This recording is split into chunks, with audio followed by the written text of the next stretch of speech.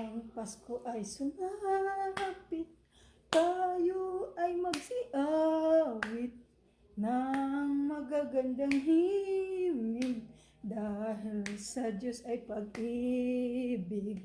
Nang si Kristo ay isilang, may 3 haring nagsidalaw, at ang bawat isa ay nagsipaghandog ng tanging alay.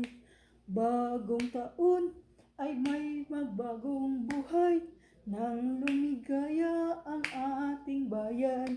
Tayo'y magsumikap upang makamtan natin ang kasaganahan.